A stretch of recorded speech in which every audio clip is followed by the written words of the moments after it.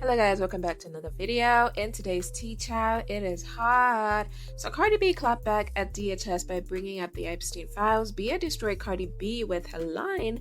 Sexy Red's MJ freestyle got banned, and Barty Gang is out here saying Nicki Minaj posting faux photos is overshadowing Cardi B's tour. Let's get into it. So during Cardi B's tour opening night, she threatened ICE by saying this: "If ICE come in here, we're gonna jump their ass." DHS responded and tweeted, "As long as she doesn't drag and rob her, agents will consider that an improvement over her past behavior." So they brought up her 2019 admission that she used to drag and rob men when she was still dancing on the pole. Survive, like, I had to go straight. I had to go, oh yeah, you wanna fuck me? Yeah, let's go to this hotel. And I drop niggas up and I rob them. That's what I used to do. Now, Ken Barbie, using Cardi B's account, clapped back, saying, "If we're talking about drugs, let's talk about Epstein and friends drugging underage girls to them. Why y'all don't want to talk about the Epstein files?" End quote, because we know Cardi B did not tweet this. Now, here's where Cardi B showed the world how dumb she and her team are. So DHS has got nothing to do with the Epstein files. That's the DOJ's job. So DHS handles immigration, customs, and border security. They have got nothing to do with the Epstein files. The DOJ is the one that released the Epstein files. So Cardi's team is so stupid they don't even know which government agency does what. Now, I don't know what internet she has been using, but everybody has been talking about the Epstein files, especially since Trump signed the act in November 2025, and that forced the DOJ to release over 3 million copies, over 3 million files. So Cardi B trying to act like Trump is hiding them files when he's the one who's made them public, shall make it make sense. Plus, she's also friends with Harvey Levin from TMZ, who's mentioned in the Epstein files. Know which other friend she's close with who's also mentioned in the Epstein files? Jay-Z. So back in November 2025, TMZ kept Cardi's son's birth with Stefon a secret until she was ready to announce it. When have you ever known TMZ to keep celebrity news under wraps unless they're getting paid or they have a close relationship? TMZ leaks everything, but they protected Cardi. And just recently, when the videos of Cardi B during her robot performance went viral, she commented under TMZ's post and said, "I'm calling Harvey." So she has got Harvey Levin on speed dial, the same Harvey who's in the Epstein files, but she wants to talk about Epstein. She has also been photographed with Robert Kraft, Jay-Z, and Beyonce, all of whom have Epstein connections. She was all cozy with these people at events, but now she cares about kids. She has also called other people's kids roaches and monkeys, wished death on children, and called someone's 4-year-old a B-word on IG Live. So miss me with this "I care about children" act. So she's trying to get on this political wave, but it's gonna backfire, child. So ICE wasn't at her first show, but I'm saying, child, I wouldn't be surprised if they start popping out at her future shows now. You don't publicly threaten a federal agency and expect no response, child. She better be careful what bear she pokes.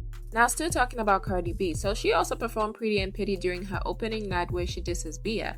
Name 5 Bia songs, gunpoint to her head, boo, and did. Bia clapped back on Twitter and said, "Can you name someone with more baby mamas than receiving yards?" So she was throwing shade at Nicki, at Cardi B, and at Stefon Diggs. So she said, "Can you name someone with more baby mamas than receiving yards?" "I can, Stefon Diggs." Child, that's nasty. So she's dragging Stefon for her multiple baby mamas and fumbling the Super Bowl, and by extension, child, she's clowning Cardi B for being with Stefon Diggs. Now, Cardi B and Bia have been beefing since 2024, and Bia allegedly copied Cardi's style, and Cardi threatened to sue. Bia dropped her diss track "Sue Me," mentioning Cardi's kids. Cardi responded on Am I the Drama with Pretty and Pity, saying Bia's music puts people to sleep, and she's only booked when promoters cannot afford Quelle. Now, child, let us talk about Sexy Red, because she was just in the studio freestyling over Michael Jackson's Beat It. So she called it Just Eat It, and the lyrics, child, it's Sexy Red. The lyrics were dirty.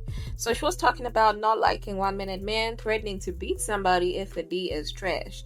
Now, Lil actually posted that on his backup IG, joking that it was a sneak peek of the new Michael biopic. You know, that biopic that's going to be released later this year.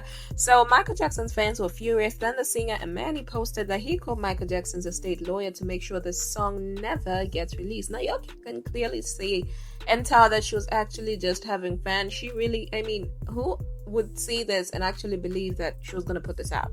Now, the Michael Jackson estate released an official statement to Billboard saying, "We are totally unaware of this. The use of the music is unauthorized." Now, meaning that Sexy Red never had permission to even use the song. And the beat, child, like I said, y'all, she was never going to release this. She was just having fun. She was just enjoying herself. people literally just, I mean, she was never gonna slide. They were never even gonna allow it. Sexy Red over Michael Jackson beat and then released to the public on streaming platforms. I don't think they would ever allow that. There is no way they were ever gonna smear MJ's name like that. His legacy, never. Now moving on back, child, to Nicki Minaj and Cardi B. Each and every single day, Cardi B fans show the entire world just how stupid and dumb they are and retarded, child. So Nicki Minaj posted these beautiful photos of herself on X. So she was serving looks, she looked good, child, and retarded gang immediately started saying she's trying to overshadow Cardi B's tour. So how is posting your own photos overshadowing somebody else's tour? Like, how do photos and a tour carry the same weight? Nicki Minaj didn't mention Cardi B, she just posted her own photos for her fans. So she came out talking about the SAVE Act that is currently ongoing because Senate has to vote, and somehow that corresponded in Barty Gang's heads that she is trying to sabotage Cardi B's tour. Nicki doesn't need to sabotage Cardi B's tour. Cardi B is already sabotaging herself. Nicki doesn't even gotta do anything. So Nicki is much more concerned with the political side right now than she is of Cardi B. So a Cardi B stan said, LMAO, she is so predictable, it's crazy, coming online to try and potentially prevent her fans from talking about Cardi opening night, which they're going to do anyways. Like, girl, now this is the same person who leaked that video footage where Khalil was talking ish about Nicki Minaj's hair a few hours before Cardi B announced the launch of her hair care brand. Another Cardi B page responded and said, mind you, she had them pictures for a week because Nicki Minaj somehow told them that she had the photos for a week. Now she want to post them today. Cardi B's social media team was so smart for posting her hairline video trying to overshadow the brand. Now this one was it for me, child. So Nicki also posted a video of her in a hotel hallway, and a Cardi B page said Barb's was posting Cardi so much she had to hurry up and post some homeless helmet realness. Then another one quoted that and said, this is maybe the third time she was wearing that quote in less than 2 weeks. Is she really that broke? OMG. Like, how? So first it was Nicki Minaj cannot pay $500,000 to the security guard because she is broke. She paid it off. That narrative didn't fit. And then now it's she is broke because she is carrying the same vintage LV bag and she's wearing the same coat twice in less than 2 weeks, child. So Nicki Minaj is broke because she is wearing the same coat twice. You know how stupid that sounds? No, yeah, that had me laughing. The comments underneath that, I told you, every single day they show the world just how slow they are. Now, one thing about Nicki Minaj is she loves vintage. She loves to keep and store things. So her keeping vintage stuff doesn't mean that she is broke. And Cardi B will be repeating to her outfits. Would that mean that Cardi B is broke? Is that what they're going to be saying? No.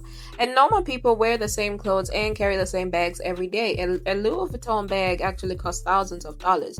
So Cardi B fans thinking that Nicki Minaj is broke because she's not buying a new bag, a new coat every week. Child, the desperation, it stinks.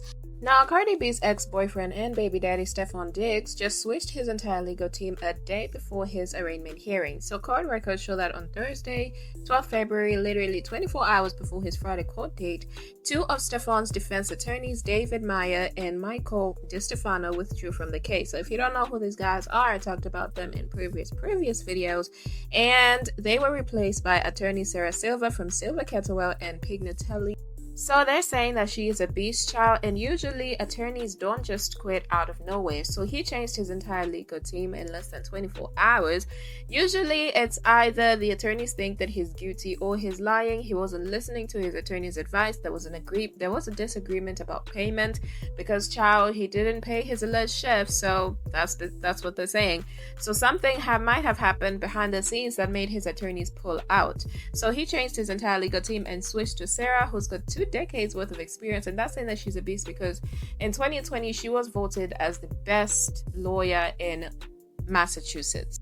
Now, in my previous video, link is in description, I did talk about how his attorneys were trying to settle before everything came to light. So why did they pull back? Why did they suddenly withdraw? So either Stefon refused to pay, or there's some new evidence that came out and that made his attorneys uncomfortable with representing Stefon Diggs. Now remember, y'all, so he is being charged with felony strangulation or suffocation, misdemeanor assault, and battery. And if he is convicted on the felony charge, he could go to jail. He could face prison time. So he is walking into court with a brand new lawyer who has had less than 24 hours to prepare for his arraignment.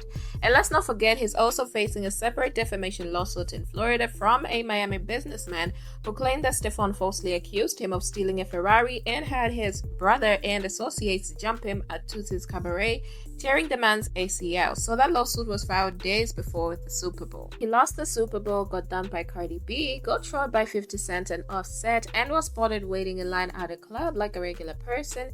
He has currently 2 active lawsuits. He has changed his attorneys a day before court, and his arraignment is happening today, February 13th. I will keep you guys updated on how that goes, so subscribe to the channel and turn on your post notifications.